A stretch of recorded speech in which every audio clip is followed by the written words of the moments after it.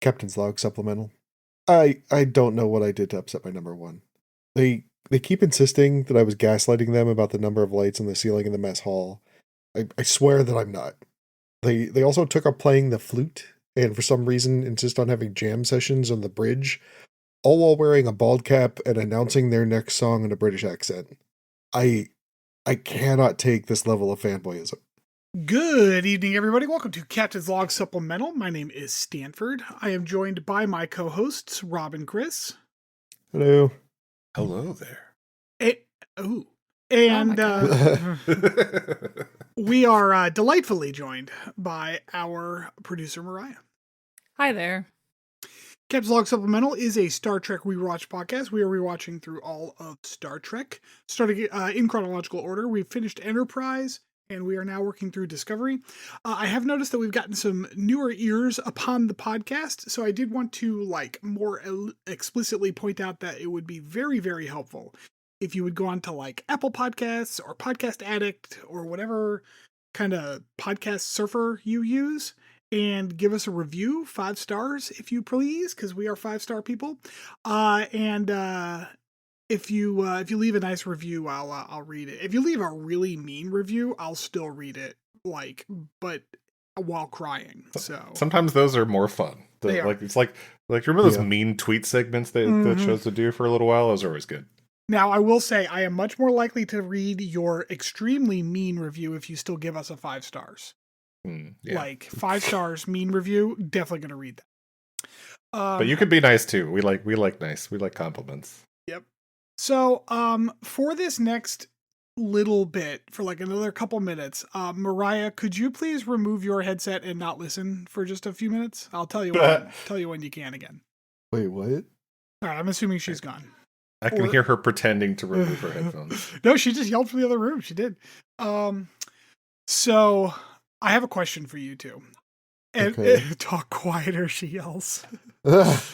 Impossible. I have a God damn it. Shut the fuck up. I love my wife very much. Anyways, so I have a question for you two, but it starts with a story. So on Thursday, I threw up in the shower.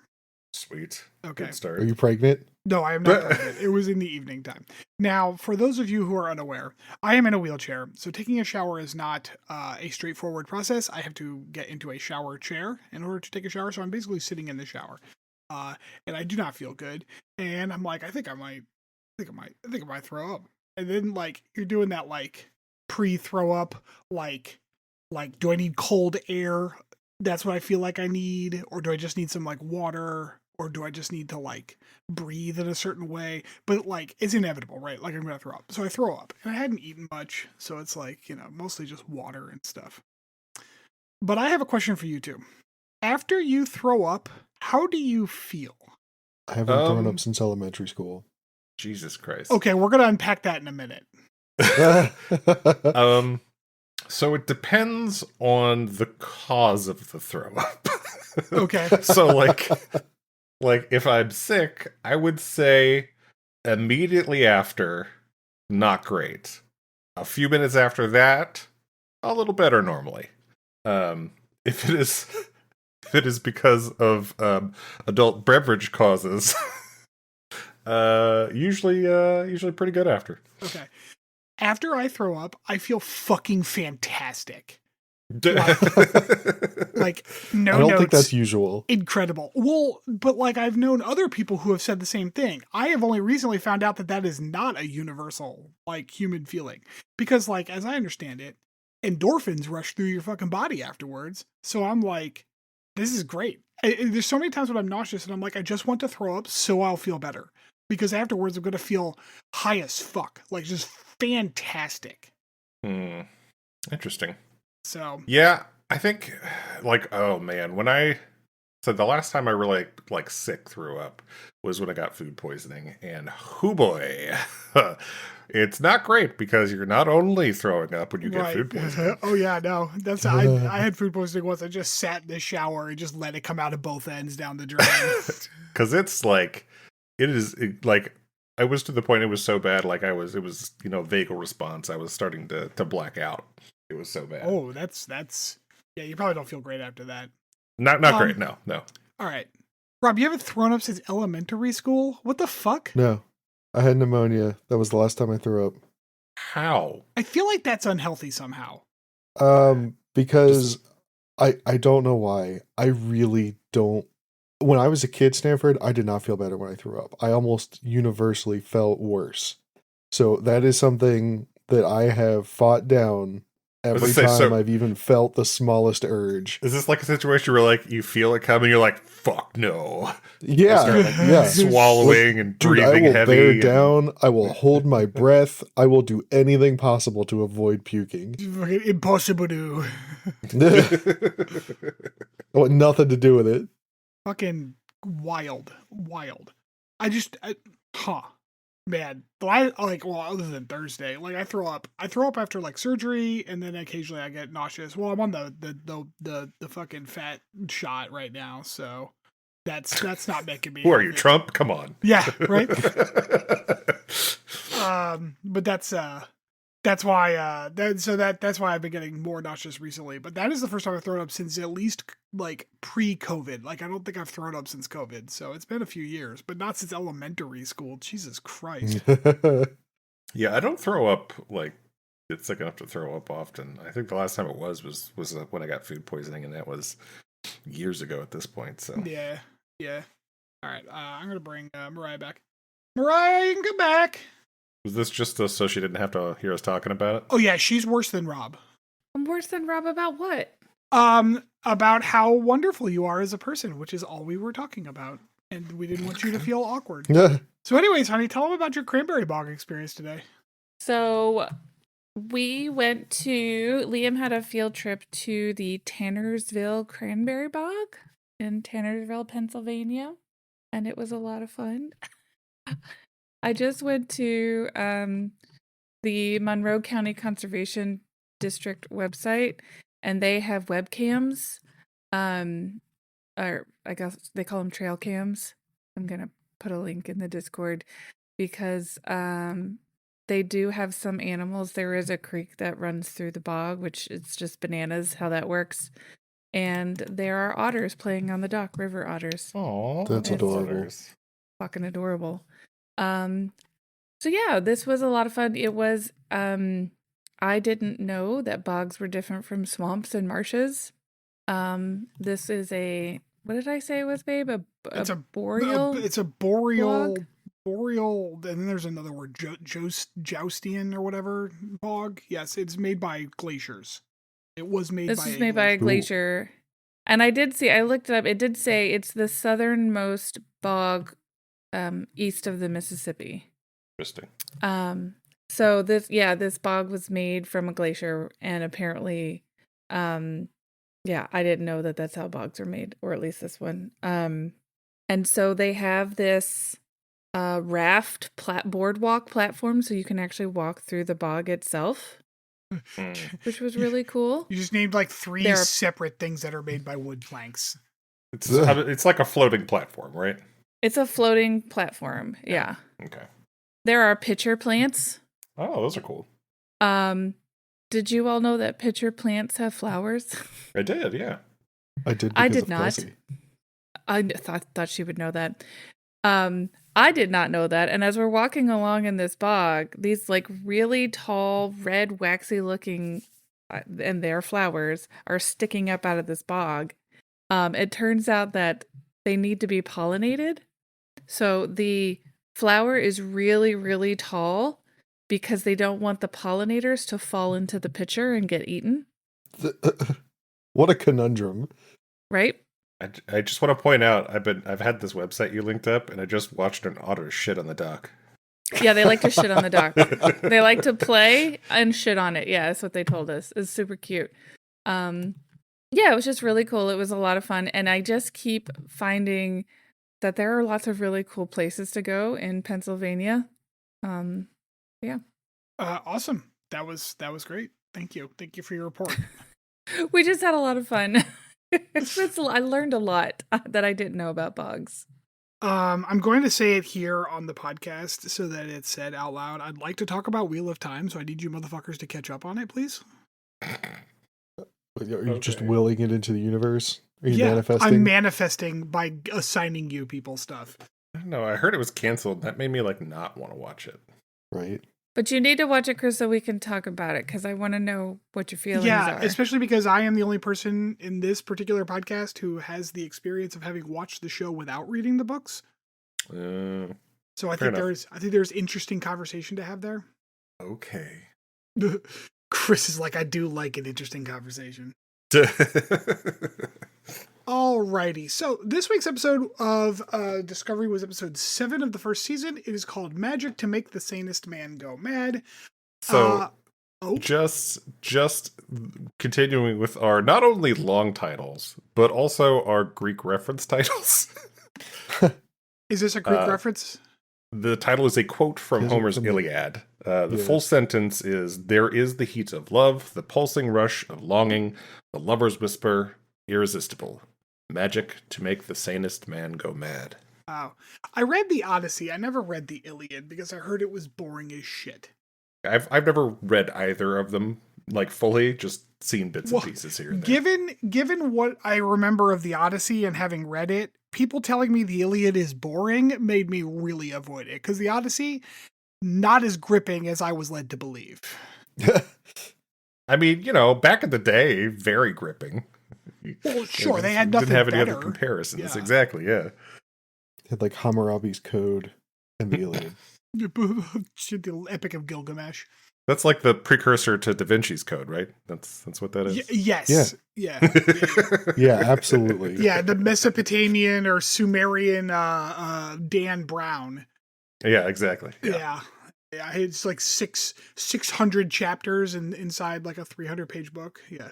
That's exactly it. Hammurabi's Code.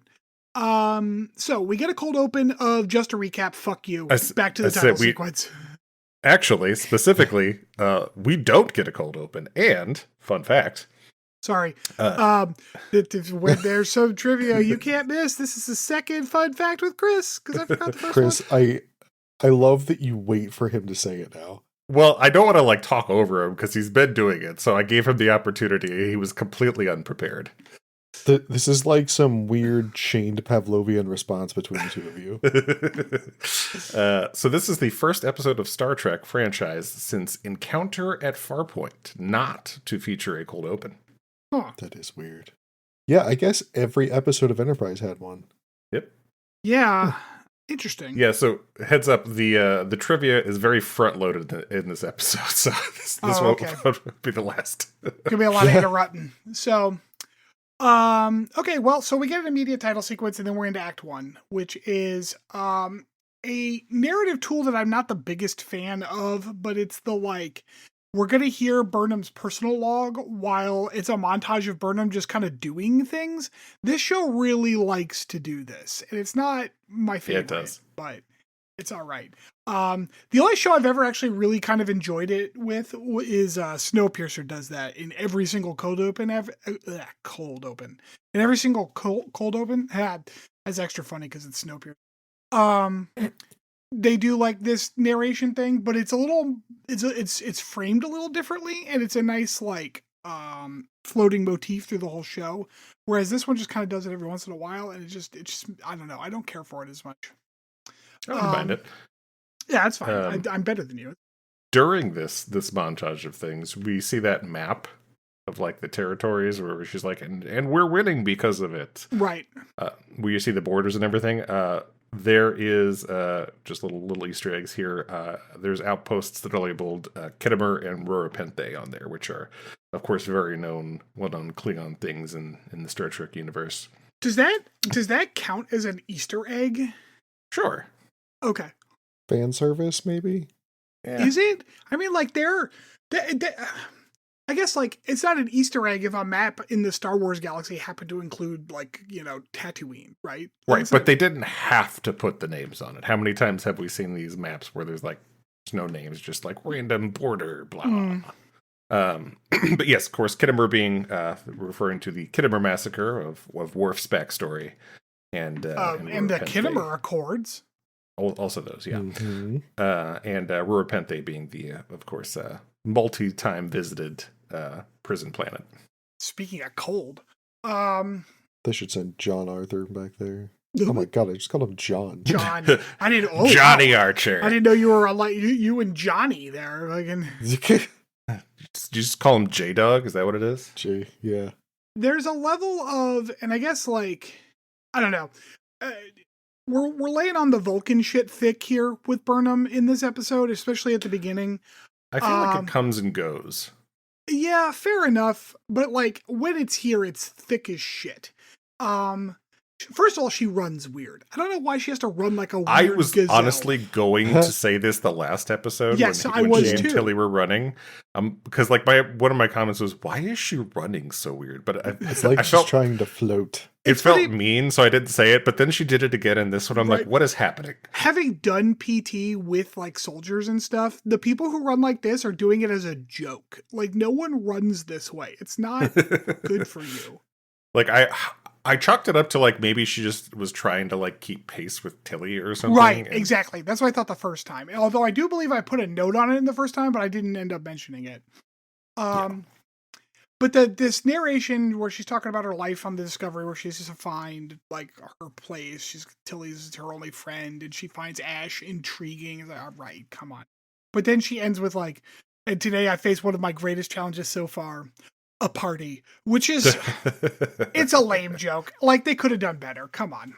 It's the music they're playing in this was "We Trying to Stay Alive" by Wyclef Jean, which was released in 1997, which would make it at this point 260 years old. Woo, classical music. Yeah, I was gonna say that would be like us fucking getting down to some Bach. Like, Yeah, right. I will say though, I feel the same way about parties as Burnham. They're awful. Yeah, Also, what a college ass party this is. yeah, I man. was gonna say that too. Yeah. However, I will say, like, you're right, it's a college ass party, but bear in mind that they are military personnel.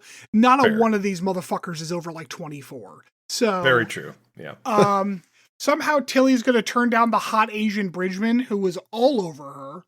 Yeah. But then Tilly talks to Burnham. I have hee Tilly's the best. I don't remember exactly what she said, but it was fucking funny. But she is like you should go for this is where she was like Oh, she tees up Ash and yeah, she's like you should Michael. go for Yeah. Ash and Burnham's like why don't you go for Ash? And Tilly's like I'm out of my my military phase. Now I'm more into musicians, which is Well, also there was this fun little exchange between them where Tilly's like, "Well, how does he compare to your past boyfriends?" And Burnham clearly never having had a past boyfriend. right, which will get specifically mentioned at one point, and I want to talk about that. Okay. But that's like in Act 3. Yeah, there it is. However, Ash gets up to ruin the party with a dumb toast. Because it's like a party. There's some techno music playing. They're taking like fucking blacklit luminescent shots, and there's like glow sticks and dancing and shit. Fine. No synthahol up in this bitch. These they're getting turned. Right. And then Ash gets up and he's like, I just want to make a toast to all of our brave fellow Federation people or Starfleet people who've died and whatnot. And it's just like, all right, man, come on. But somehow, because they're all fucking dorks, that didn't spoil the mood. Also, too, fun numbers thing here. He says like 10,000 people have died, which like a couple episodes ago, Burnham said like 8,100 some died so far in the war. So it's something like in the span of two months, 2,000 more died. I mean, that's not. Yeah, that's about right? Yeah, I mean, it's an interstellar conflict. There's probably a lot of people involved. sure. Yeah. I couldn't decide if it was like too many in 2 months or not enough. It's one of those things where it's like, does he mean civilians as well, or just Starfleet personnel? Because it is a lot of like one organization, but each ship has got a couple hundred people on them at a minimum, right? So like, Sure. you know, they Burnham and Ash get a brief moment to have a conversation because Ash tries to give Tilly a lay, and Tilly's like, no, I'm out of here so you two can make sucky. Pretty sure it's not what she says. Pretty much though. She's drunk off her ass. It's funny. Yeah. Ash and Burnham chat for a few minutes, but they are called to the bridge. On their way, they run into Stamets, who is just permanently stoned, and it's wonderful. I'm sorry, it was. I fucking love this funny. interaction. It was fucking Yeah. everything Stamets said was fucking funny, and everything Hugh was like trying to be like sorry about him, sorry was also funny. It was the whole thing was good. Mm-hmm. They get up to the bridge, find out that there's some kind of alert going on, and it turns out instead of being a ship like they suspected, it is a I had it written down. Gormagander. Gormagander. Which is like Space a whale. space whale. Objectively a funny name. Gormagander? Yeah. It sounds like something out of the D&D monster manual. Yeah. They need to name it Bubbles. Yeah. Sure. Yeah.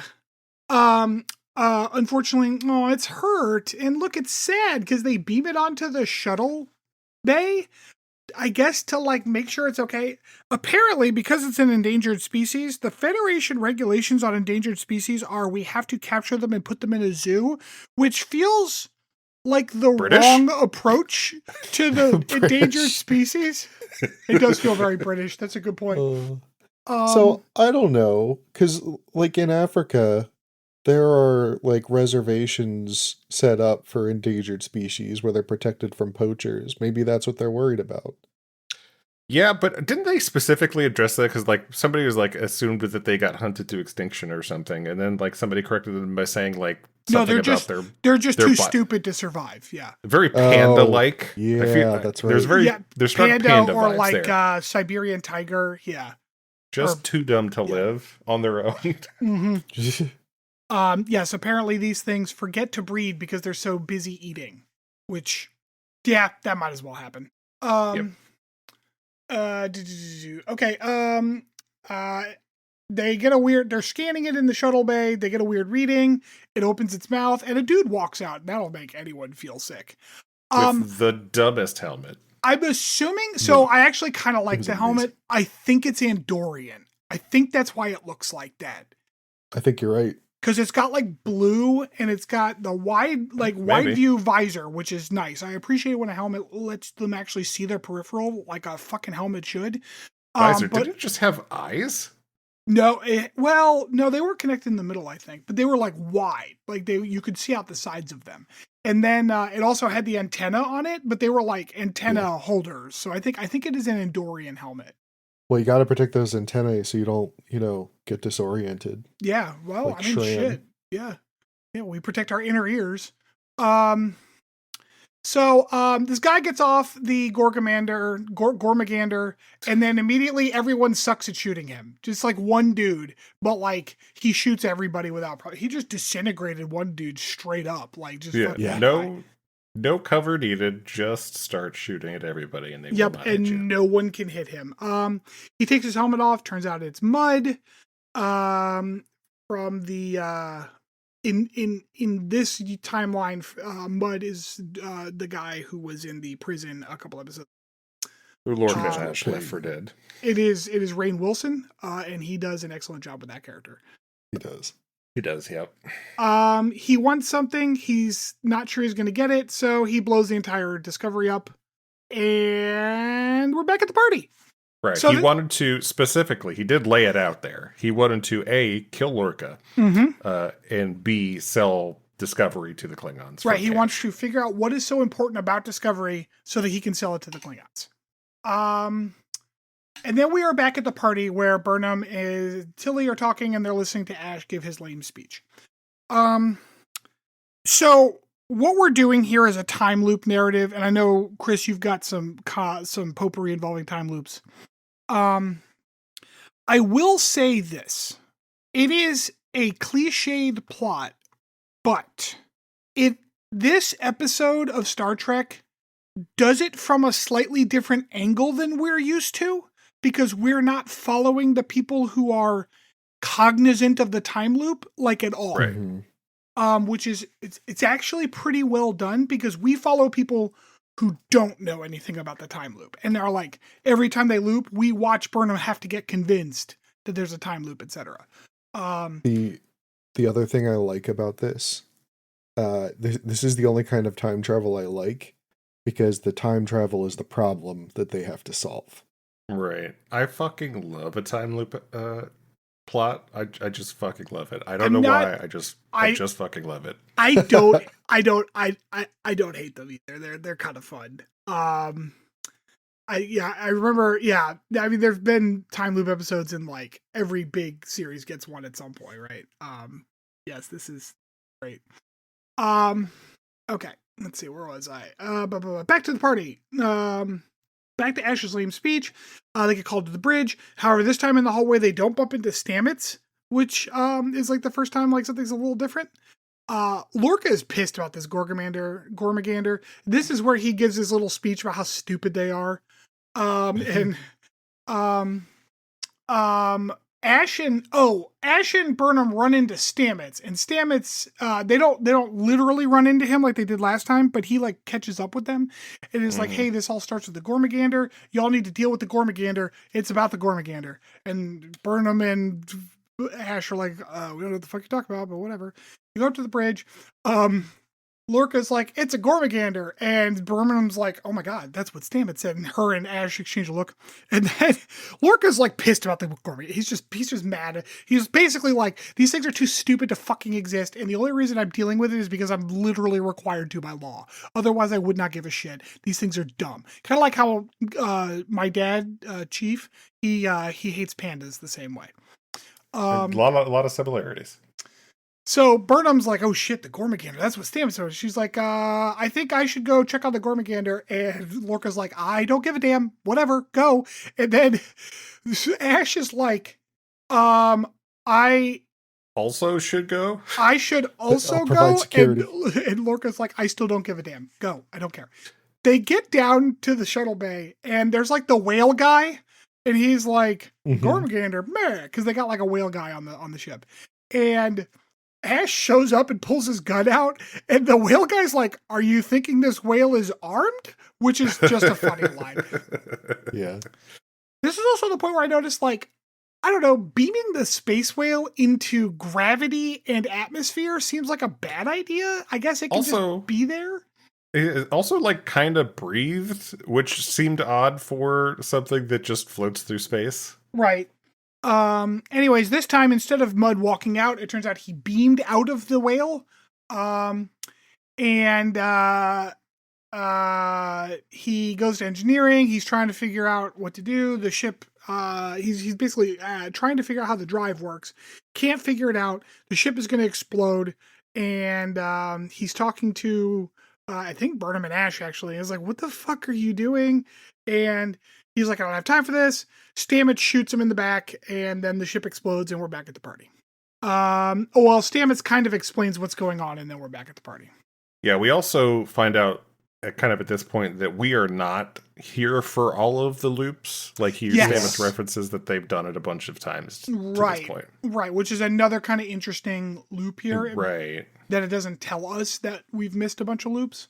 Yeah, which is definitely interesting, and they can kind of do that because they're from this different perspective. Because like normally, what eventually happens with these time loop scenarios is we see some type of montage of the main characters getting frustrated or whatever.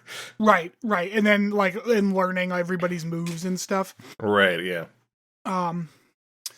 So back at the party, Stamets actually shows up at the party this time. I have lol Stamets. He must have said something funny right there. I don't remember what he said. Anyways, he tries to talk to Burnham and Ash, try to explain like that there's an issue. I think this is the point where he's like, I can't stop Mud by myself. I need your help. And Burnham's like, I don't know what the fuck you're talking about. So he tries to kind of explain what's going on. And this is the point where like they confront Mud, and Mud is like, there are so many ways to blow up this ship. Which yeah, which is funny because that's incredibly accurate. Like, yeah, the ship does get blown up a lot, but it turns out Mud has basically access to the computer, so he just like sets the self-destruct and blows the fucking ship up. And Stamets asks in one of the loops here, like, Burnham, I need to talk to you and get you to help me with this. I need you to more quickly believe me when I say these things about the time loop. What secret can you tell me? Did I miss something? Do I? Maybe not. I was thinking you skipped over to the Lorca murder montage. No, that's next. That's okay. Lorca murder montage. Yeah, so Stamets asks Burnham, like, is there a secret you can tell me that when I tell you this, you will believe me instantly that such and such? And she whispers something to him.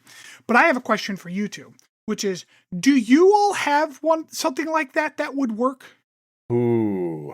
Oh. Understand that it has to be a secret, and you don't have to tell me what it is because it kind of ruins the point of it. But you have to have a secret such that if I came up to you and said to you, with absolutely no context, Chris, I'm in a time loop. Here's this secret to prove that I'm in a time loop. I need your help with something. I need you to believe me right fucking now. Yeah, I could probably come up with something. Yeah. Yeah. Yeah. Oh, okay. Yeah. Crazy. All right. I don't know. The problem is I don't have a lot of secrets because I tell everybody everything because I'm shameless. So, yeah. So next, Mud basically kidnaps Lorca and takes him, or is like, Lorca, show me to, the This room I can't access. The ship. Yeah. And Lorca takes him to his lovely room of death. Mud keeps mentioning this one phaser, which he keeps saying, like, does this melt brains? Which he said it so much that it felt like it was supposed to be a reference, although I did not catch what the reference was. I don't think so. I think he was just being cheeky. Oh, okay. He has apparently killed Lorca 53 times. And we get to watch 6 or 7 of those as Lorca gets fried by Mud. He shoots him with the weird gun. It does not melt his brain. It just disintegrates him. But also that leaves me regular standard issue Starfleet phasers can disintegrate. So what's so special about this gun that it's in the room of death? It looks cool. It looked cool. Yeah. Oh, okay. It looked cool. Yeah, I mean, it's a mirror universe guy we're talking about here. So fair enough. Looks. Yeah. Fair enough. Yeah. He's try hard. Yeah. Yeah. Lorca dies again. We're back at the party. Tilly and Burnham are talking. Stamets goes up and says, Tilly, I spotted the hottest guy over there and he's in a band. And Tilly's like, oh. And she just immediately flies off to go talk to that guy, which was fucking funny. Yeah, Stamets tells Burnham the secret. The secret is she's never been in love. Which, all right. I get that she's a repressed Vulcan upbringing or whatever. But A, she's still an adult, and B, Vulcans still have romantic relationships. So I don't know why she's got this weird, I'm romantically repressed thing going on. It's kind of odd. Well, I mean, she's clearly, been discriminated against by other Vulcans. So, I mean, it's possible she just never was in a place to do that with people. I'm not saying that it's weird that she's never been in a relationship. Believe me, I'm not saying that. I wasn't in a serious one till I was 23. But 24. It's weird that she acts like she doesn't understand what a romantic relationship is even supposed to look like. When she grew up around people who have them, you know? I don't think that she acted like she didn't know what it was. I think that just made her uncomfortable because she had no experience with it. Yeah. Yeah, that's the way I lean more. And, if you've never had one, but you get to the point where you're an adult, I mean, part of growing up and stuff is experiencing some of that, even secondhand sometimes, being around people. But, yeah, I don't know. I didn't take it that way, but, I don't know. Anyways, Stamets teaches her to dance, or teaches her, just kind of sees if she knows how to dance. I realize that she's not going to keep the memory of this loop, so him dancing with her didn't really do anything useful. I guess he was just trying to see if she knew how to dance, because then he was going to recommend that she dance with Ash, but otherwise he was not going to. He's like, why don't you try bocce ball or something you're good at. Stamets is like, well, we're going to have to figure this out on the next loop. The ship is exploding. Stamets, I understand, is going to be like, well, I'm about to come back and do the same 30 minutes. Burnham, totally fine with dying right here. Just all right, about to die, no big deal, because that's the kind of person she is, I guess. I don't know. It seemed like she should be a little more panicked. That's fine. Come back to the party. Burnham asks Ash to dance before he can give his dumb speech. They have a very typical dance floor conversation, which is basically, hey, remember that guy you were in prison with? He's trying to blow up the ship. We got to stop him. Just typical. That's pretty much what my date and I talked about at my winter high school. So it's the same. It's the same vibe. Fortunately, while in prison, Mud just happened to tell Ash all about his evil schemes. So, wait, no. I was gonna say how kind of contrived that was, but actually, no, because Ash isn't a human. He wasn't in that prison. He was a Klingon. So if the Klingons got any information out of Mud, they would have given it to Ash. Right. I also wouldn't doubt that Mud just told him shit, because that's just kind of who Mud is. Right. Yeah. He's too proud. I guess, I would think that Mud would tell him all kinds of shit, and he wouldn't be able to believe any of it. Also, they kind of both weirdly confess their feelings here for each other. Yeah, they do. Yeah. They're like, I'm super into you. I'm super into you. Basically, physical attraction, mostly, because. Yes, I'm like, now Keith. Now, Are we gonna call him Byler or Mash? I don't like either of those. Yeah, I'm not a fan. Burn Ash. Burn Ash. Just Bash, right? Bash, yeah. Yeah, it could be Bash. Bash. Genuinely, because Ash is such a standard first name, I forget his first name is Tyler. I just assume it's Ash. No, it is Ash. It is He's Ash. Lieutenant Tyler's Tyler. this. Yeah. Oh, Tyler's his last name. Oh. Yeah. I fucking hate that character anyway, so it's fine. We don't get a good explanation as to, I guess, the only thing about this whole time looping thing, especially because we get it from a different perspective, which is fine, that I find kind of interesting is that Mud doesn't really say anything when the loops are different in ways that he should not expect. Because, Burnham and them are doing stuff, and then the loop is different, and Mud doesn't seem to be fazed by that at all. That is true. It doesn't, the main difference, the differentiating factor is Stamets. Right, because Stamets is immune to the right. to the memory one. There's never a real acknowledgement of that from Mud. So only at the very end. Yeah. Let's see. Okay. The Mud goes onto the bridge. The computer says Captain Mud, which is very funny. Mud is explaining that I think this is this the last one or the one before the last one? I think this is the last one. It's the one before. No, it's the one before because Lorca gets eaten by the black hole device or whatever. Burnham does. Well, they both do. Lorca does first, yeah. Lorca, I thought he just got transported to the brig. No, that's the last one because he doesn't kill Lorca.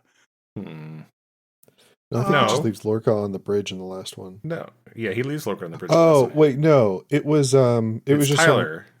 It's Tyler who gets black holed before Burnham. Yeah. Oh, that's right. Okay, that's right. She seems unimpacted by that, but I guess she's a Vulcan, so whatever. Mud has explained that he has one of the most horrifically painful devices in all of the universe, which are these black matter spheres.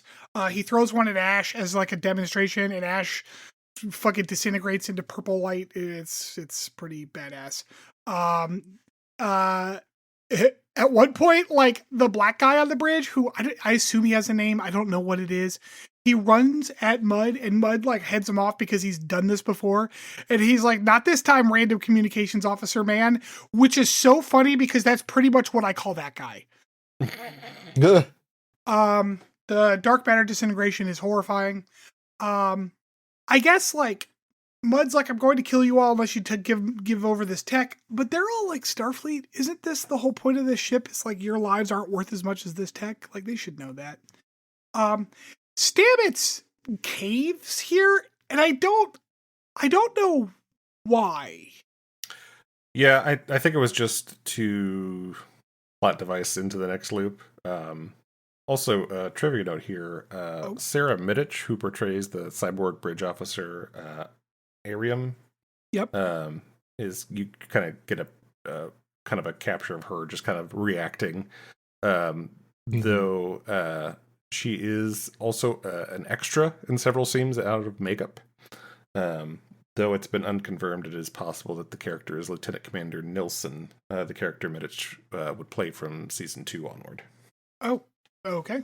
So anyway, Stamets is like, no, stop killing people. I'll give you what you want, which I don't understand because like Stamets knows that no one's actually dead because like time loop or whatever.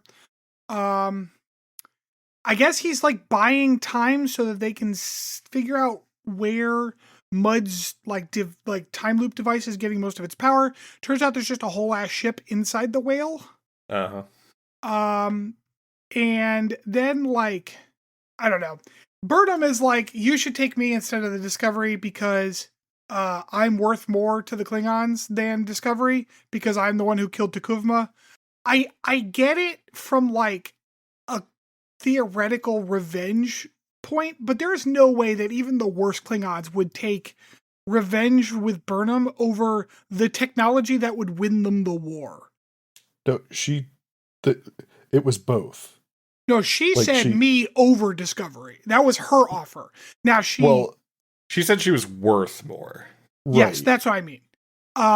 Mud is going to try to take both, but Burnham did say that she's worth more. She uses one of the fucking dark matter spheres. Has a little snicky snack. She eats it like Darwin in X-Men First Class. And she thought it was a sweet treat. Is that what I think it was? It was not. It was not what she thought it was.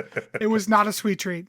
And Mud is like, God damn it. So he blows up the ship in order to reset the time loop so that he can get her and the Discovery.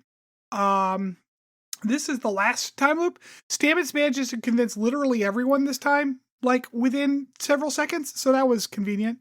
I say pretty good. Tell me all your secrets. Exposition dump. There's just a loop montage here. Yeah, they're on the bridge and like they're talking about. It's just kind of like they talk about time crystals and shit. General agreement sounds and reactions. Right. No, there's an exposition dump. I think when they're talking to Mud on the bridge. Wait, I'm sorry, Chris. Can you please explain that again? That's what was everybody's dialogue from that scene that sets up where Mud comes in. They're all just talking and going. Yeah. And this is the first time we actually, because they're talking about like their plan and shit. This is the first time we watch Mud actually like do his thing, and you can see where he like knows where people are going to be, and he like pauses and waits for people to pass and stuff, and makes his way up to the bridge. Lorca, when Mud gets to the bridge, Lorca's like, hey, Mud, hey, Captain Mud, the bridge is yours. I just saved my crew. I don't want the crew to die. But you can have the Discovery. You can have Burnham. It's fine. And Mud's like, okay. And then this is where Mud's like, you. And he points to Stamets. He's like, you're the thing that's been... passing notes. That's right. He said passing notes out of class or whatever. But basically, he says like, oh, Stamets is the one that is living outside the time loop just like he is. And then like Mud calls for the Klingons to show up. They're going to be here in a few minutes. He explains what everything's going on. And then turns out this was all a big ruse. Everyone had already reprogrammed the computer and stuff to not listen to Mud. And they managed to trick him into, instead of calling the Klingons, calling his girlfriend Stella. Wife? And fiance? Her mafia dad or whatever. Yeah. Fortunately for everyone, Stella was only a few minutes away, because it would have been real awkward if she was like even more than that at all. Shut up. But basically they wait for Mud's time loop juice to run out so that he's like, well, I'm committed to this time loop. Then they tell him, well, turns out actually we tricked you. And then we go find, like, they're like, you're afraid of Stella. And it turns out that Stella is like his fiance or his wife. I didn't quite catch clearly what the relationship there was. But basically, Stella is the daughter of some kind of large, I guess, is he a crime boss? I don't know. He's some wealthy guy. Yeah. He's a crime boss. Stella is like, well, I'm never going to let you leave my sights again. And Mud is all like, oh no, Stella, meh. I don't know. The whole thing felt a little gross. I'm not a fan of that kind of plot line. But anyways, afterwards, they go, Stamets' father-in-law is like, now I feel like I owe the Federation something because you just made my girl happy by giving her back Mud. mean What can I do Stella? for you? What did I say? Stamets. Oh yeah, Stella. And Lorca's like, I never want to see Mud ever again. And Mud's father-in-law is like, no fucking problem. And then he takes off. And that's the end of the main plot.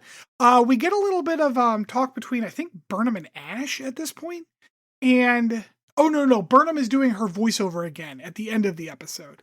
And what she says is repetition reinforces repetition, which I get that repetition, time loop, etc., but I don't understand what she was supposed to be, what message she was trying to convey with that. But basically, like, her and Ash are going to hook up is kind of like the implication at the end of the episode. So, alrighty. So, on a scale from 1 to 5, where 0 is threshold, how do we feel about that one? You want me to go Wherever. first? Yeah, go ahead. All right. So I really like this episode. Mm-hmm. It took a familiar trope, put a fun spin on it. They had Rainn Wilson, who I love. He's a great actor. And I don't know. I feel like they really nailed it. Like the writers had a good time with this one. It's very obvious. 5 stars for me. So I'm just going to say, I put this rating in earlier today while I was watching this episode. So I do not have to put a rating in for you because I knew you were going to give it 5 stars. Oh, you're such a dope. I also gave it 5 stars. Yeah. Because, as I mentioned before, I fucking love a time loop. But on top of that, it was done well. As you pointed out, it kind of gave us a different angle on it than most of the time what you see. It was done well. The humor was fun. It was an interesting plot. So, yeah, it is a 5 for me. So here's the thing. I will also give it a 5. Oh, I thought you were going to say, like, here's the thing, 2 stars. As soon as you said, here's the thing, I knew you were giving it a 5. I was going to give it a 4, but, like, I don't know. I did really enjoy it. I think what stands out about it is, like, it's a good episode. But more importantly than being a good episode of Star Trek, like, I think the episode holds up as just an interesting narrative to tell, regardless of like the environment it's in. The fact that it is a time loop episode, but not from the perspective of the people going through the time loop, or like remembering the time loop, is very interesting. I can't think of another example of a time loop fiction that has done that. Yeah, same. So that's very interesting to me. I was going to say, I also point out, while it was it's really kind of almost a bottle episode, at least on the Discovery scale of things. Sure. Because main plot-wise, nothing really happens that affects the rest of the plot. However, it does actually advance Tyler's and Burnham's relationship more. So there is that. It kind of still does something for the main plot as well. Yes, I agree. So IMDb gave this one a 3 somehow. Crazy. Yeah, that's surprisingly harsh for them. Yeah, it's an enjoyable one. I really liked it. Yeah. All right. Well, when we get back, we will have some deep dive. All right. Welcome back. So this is going to be a short deep dive, but tonight, right now, Stanford's going to get a little technical. I talked about this before in a few episodes ago. I think it was Context for Kings. But I wanted to talk about the replicators and how they work. It's funny because I'm going to talk about this now, although we don't actually get a lot of replicator stuff until like later shows. But like, I don't know. It feels good to just set this groundwork now. So, went ahead and studied the Memory Alpha page in detail on the replicators. I looked up a few things on the internet, and after about like half an hour, 45 minutes of solid research, I can tell you that nobody fucking knows how they work. Yeah, that makes complete and total sense. But there are some interesting elements to it that can kind of lend some insight that I think are worth going into. For those of you who don't know, and if you don't, I don't understand why you're listening to a Star Trek podcast. The replicators are the things that like they go up to and ask them to make shit, and it just makes it out of thin air. This is where we get our famous tea Earl Grey hot command, because it is the 23rd century, but for some reason, voice commands still have to be very, very weirdly like structured. Mostly because 1987 they weren't very understanding on how technology was going to. So, pop quiz: were there replicators in the original series? I was thinking no, but I'm not sure. Rob, I know at one point they repurposed, like, they didn't call them replicators. They were no, like, they did not. What did they call them? Do you remember? Protein sequencers or something like So that. protein resequencers is what they had on Enterprise, because they did not have That's replicators why it on sounds Enterprise. familiar. Back in TOS, they used the term food synthesizers. I was gonna say That's synthesizer. it. Yeah.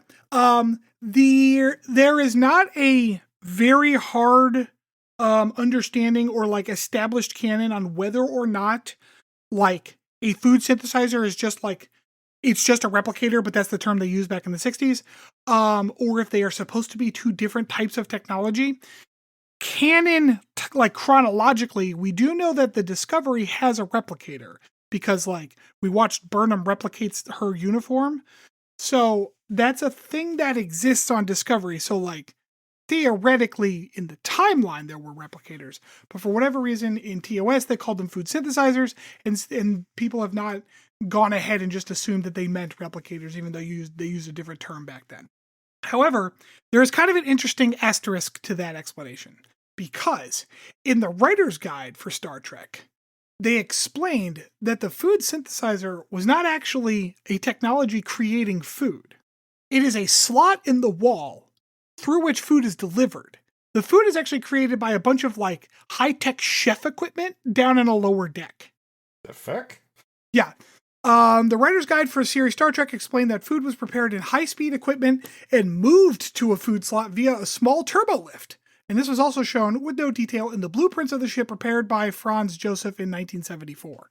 So, like, that was the original thought about what a food synthesizer was, because we can't just make shit out of fucking thin air. That's impossible. If you want a martini, you got to have a fucking robot butler or a robot bartender make you a martini and then whisk that bitch up there in a turbo lift. So it's like a Jeez. turbolift dumbwaiter. Yeah, exactly. However, this was, I don't know if apocryphal is the right term. This was kind of an older notion of how they worked. Since TNG, we have been more firmly under the idea that like a replicator is a box in the wall, and when you tell it what you want, it materializes what you want.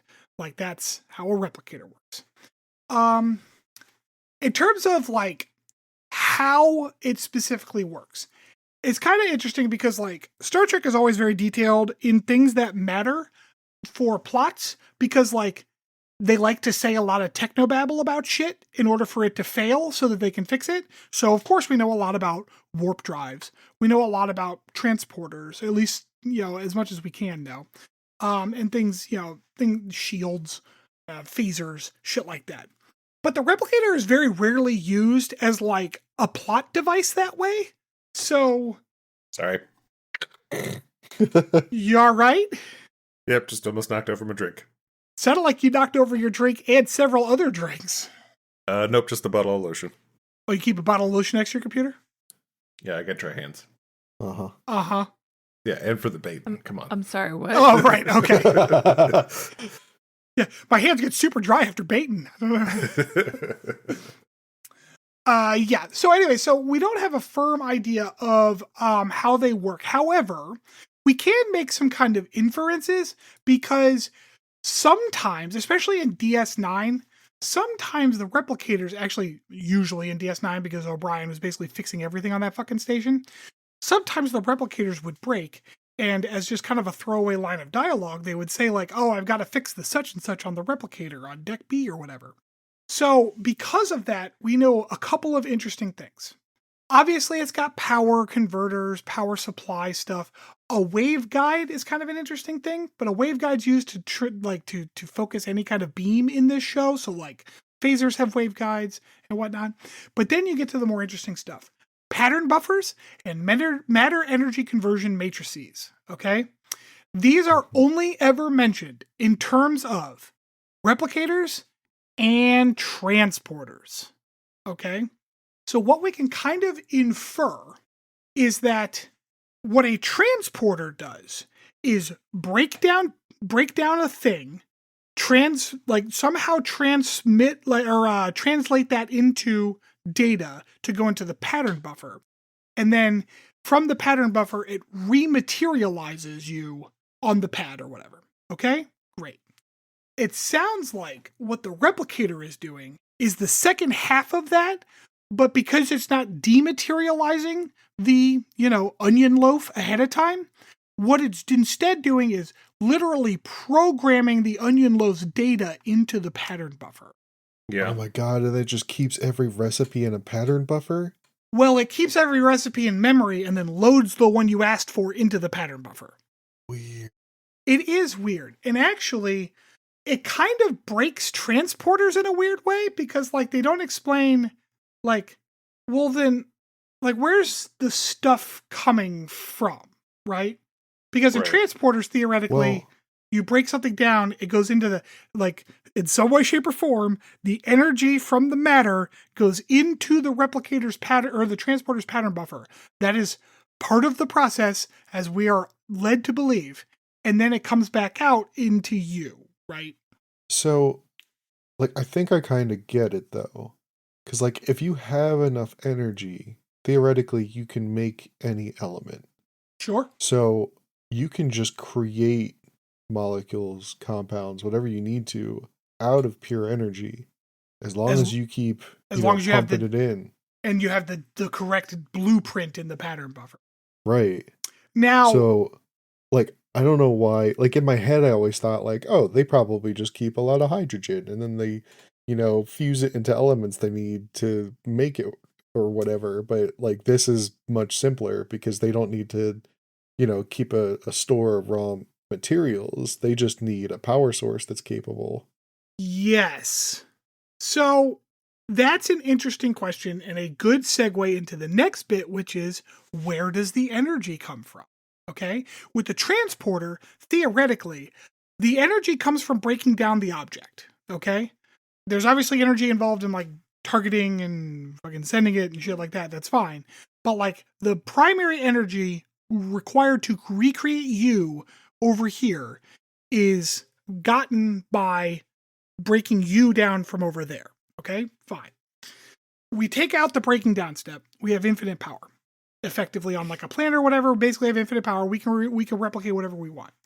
On ships, that power has to come from somewhere. And obviously ships have a limited supply of power based on their antimatter supply, etc., etc. We do know that this is a thing because in Voyager, there were replicator rations, right? Because they're stranded out in the middle of the Delta Quadrant. It's not easy to get antimatter. It's not easy. They don't have infinite power. So replicator rationing became a thing. Okay, fine.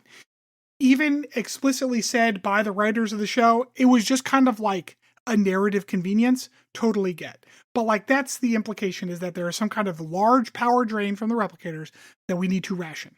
However, is that why Neelix has to cook? Yes, that is exactly why Neelix cooks. Okay. However, there is an episode of Voyager called Year of Hell. And in Year of Hell, Chakotay gives Janeway a pocket watch as a gift. Okay.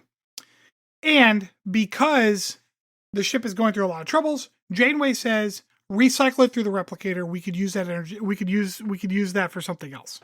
And so that leads me to believe, and leads everyone else to assume, that a replicator can not only make something, there is at least something on the ship that can break something down and convert it to energy. Sure. That is an incredible device that never gets used. Yeah, but how about you shut up about it? Oh, okay. Yeah, I'll do that.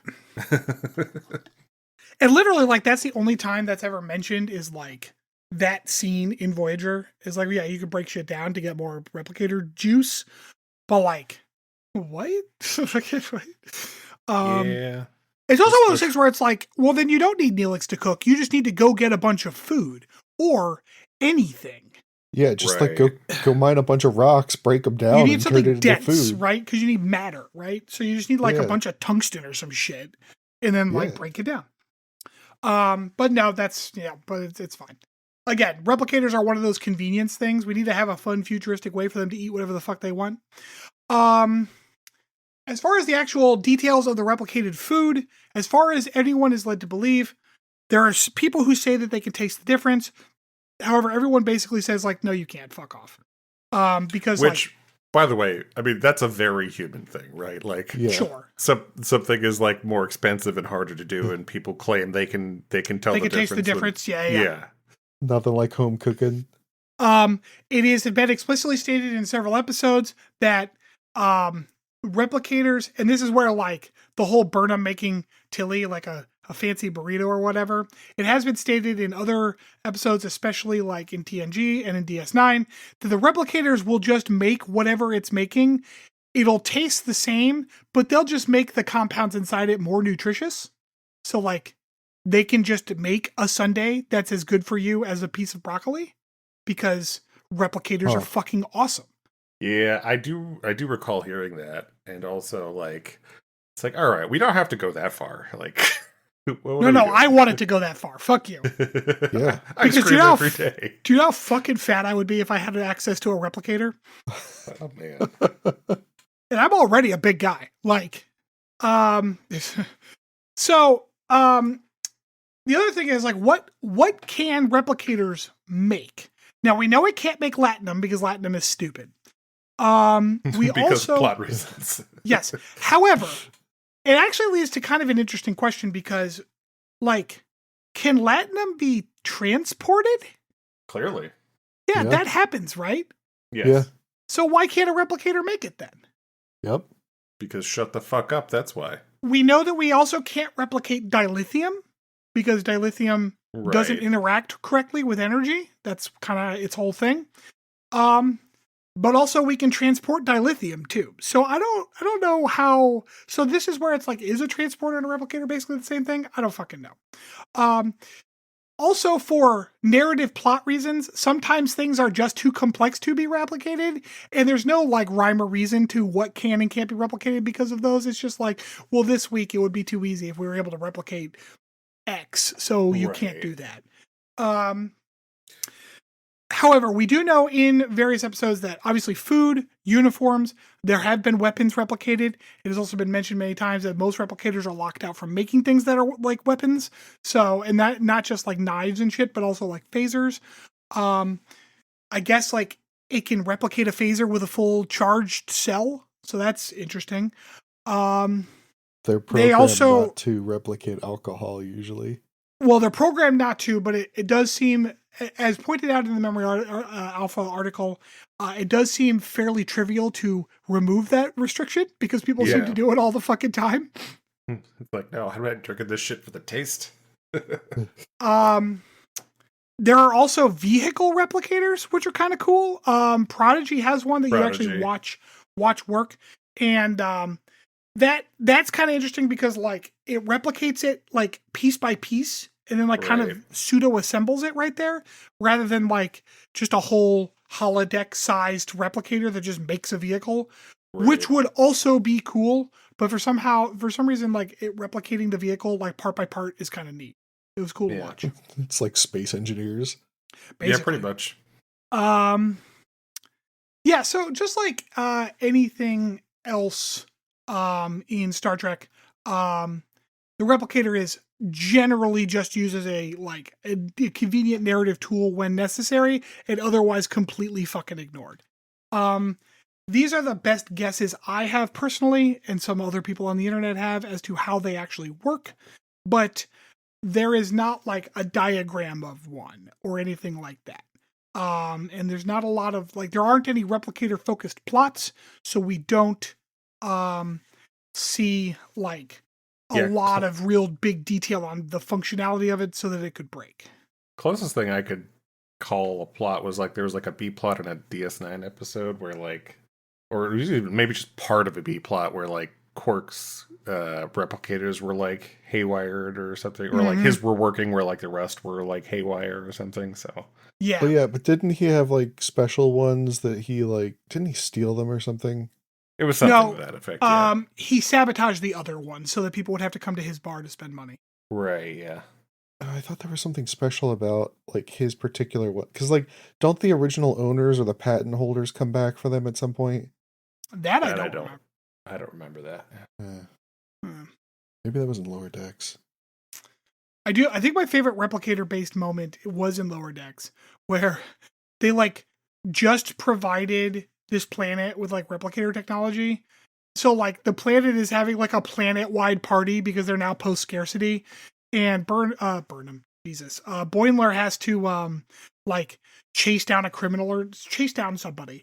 And so he like goes up to this guy, is like, dude, I need to take your car. It's Federation or Starfleet business.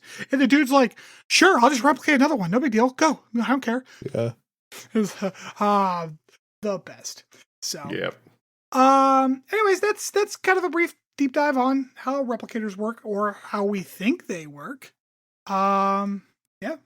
Fun. All right. I guess when we get back, we will have some potpourri with Mr. Chris. All right, welcome back, everybody. All right, so for today's potpourri, we're going to do a little time loop trivia. Woo!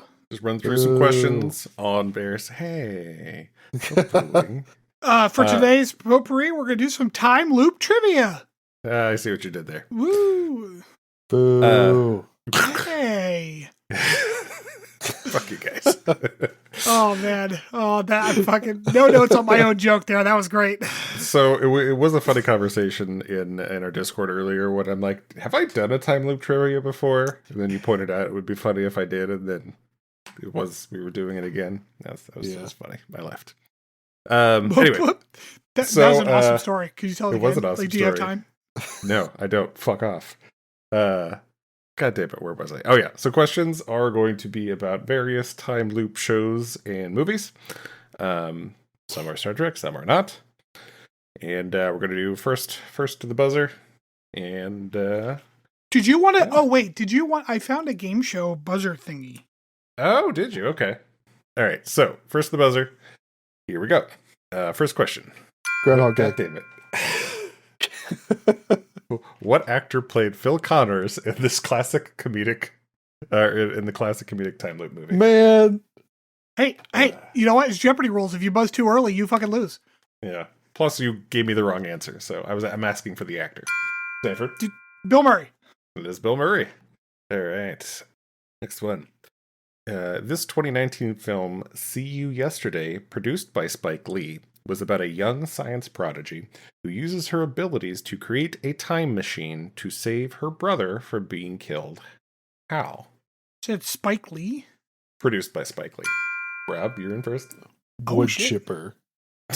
No. Stanford. I'm gonna say like a shooting. By a racist cop, but yes, he was shot. I was police. I was gonna say police shooting, but then yeah. I was like, that might be too specific, so I pulled it back to shooting. Yeah, and that's going purely based on the fact that it's Spike Lee. Yeah, that was the clue I gave you because I figured neither of you had seen that movie. So I want to say I actually might have. Oh, really? I might have seen like the tail end of it because it was on somewhere. Interesting. Gotcha. Yeah, I hadn't seen it. I was just looking up various time loop medias. So, all right, next one. In this 2014 film, aliens invade Earth, and two humans who can die and relive the same day have to save the planet. Name the actors. Stanford. Tom Cruise and Emily Blunt. Yep, that is correct. That is. I didn't even write the name of the movie down. That would be Edge of Tomorrow or Live, Die, Tomorrow. Repeat, depending on when you're there. Also, point of order, Emily Blunt can no longer live, repeat every day. That's true. Tom She Cruise did initially, yeah. Well, once Tom Cruise got it, yeah. She did before the movie started, yeah. Right. That is fair point. You still got it, though, so. Fuck yeah, I did. It's like one of my favorite movies. I love that movie. It is a great one, yeah, for sure. In Stargate SG-1 episode... You didn't reset. Oh, hold on, yeah. In Stargate SG-1 episode Window of Opportunity, Teal'c and O'Neill take a break for a few loops, including doing what recreational activity with the Stargate? Oh, damn it. Stanford? Yeah, they hit golf balls through it. That is Yeah. right. They hit some. They go to the old Stargate driving range. Colonel, right in my backswing. I love that fucking episode. It was a good episode. All right. In TNG episode Cause and Effect, what is the solution that Riker offers to avoid the ship collision that resets each loop? Stanford? Wait, he had, don't do anything. Oh, incorrect. Rob, Fuck. chance to steal. Reverse the polarity. No. So he says to decompress the main shuttle bay. And the point of order is when this is happening, Data Yeah, the number 3 was important. does a tractor beam, or tries to use the tractor beam to like push them away from running into the ship. But Riker's offered solution is often turned down every time until the end when it is used to save the ship. Right, because Data gets like these 3s during the time loops or whatever. That was And how he he communicated it to himself through like yes, the that's right. positronic He brain realized stuff, he had to listen to Riker because Riker had 3 pips, which was like I don't know. It was a little contrived. All right, next one. In the Reset. 2018 movie The Fair, Reset. Oh, hold on. In the I already don't know 2018 this movie movie, The Fair, so- what vehicle is caught in a time loop? Stanford? A taxi cab? That is correct. It is a taxi cab. Good job. Fuck yeah! I know the word fair. Exactly. Yeah, I was to say that was the clue in it because once again, It I was- figured neither I of you was would like- see I was It gonna was a- say like It was a is it toss up freaking between Ferris that. wheel, It was I was gonna say it was a toss up between that and like a carousel horse. So I was like, tilt-a-whirl. yeah, egg tilt-a-whirl. scrambler. Yeah, good call. All right. Next one. This 2020 movie featuring Andy Samberg has 2 wedding guests who are stuck reliving the same wedding day over and over and end up getting romantically involved. The fuck? Love Andy Sandberg. I can't remember the last time I've seen something of his that wasn't Brooklyn Nine-Nine. It's a great movie. Worth checking out if you've never seen it. Yes, Stanford? We bought a zoo. Incorrect. He is not Damn in that it. movie, I don't Oh, think. oh. Rob? I'm on a boat. God damn it. Man, it was funny. I'm listening to the Lonely Island podcast, and where they talk about all the skits they did while they were on SNL, and that was actually the most recent one, so that's funny.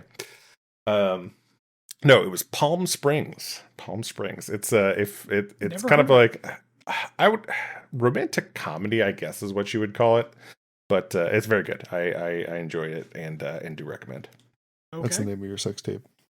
I enjoy it and do recommend. Yeah. Yeah. All right.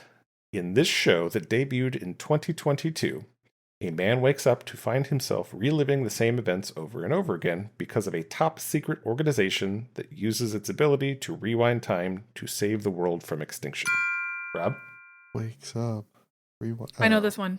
I was gonna say Loki, but I don't think that's right. It's not. Oh, damn it. I don't know this one. What? Can you read it again? In this show that debuted in 2022, a man wakes up to find himself reliving the same events over and over again because of a top secret organization that uses its ability to rewind time to save the world from extinction. 24. No. Wow. Like, it sounds like the kind of premise of a show I definitely would have at least heard of, but I have no fucking idea. To be fair, it's got 3 seasons. I also had not heard of it until I read this, but it's called The Lazarus Project. Oh shit, I've never even heard of it. Yeah, no. Also not what I would expect that to mean. I agree. No, I would have assumed it would be like living a long time. Yeah. A resurrection or something. Yeah. All right. Next one. This series, debuting in 2019, starring Natasha Lyonne, centers on a cynical young woman in New York City who keeps dying and returning to the party that's been thrown in her honor on the same evening. Hey, Chris, I have a Yep. point of order.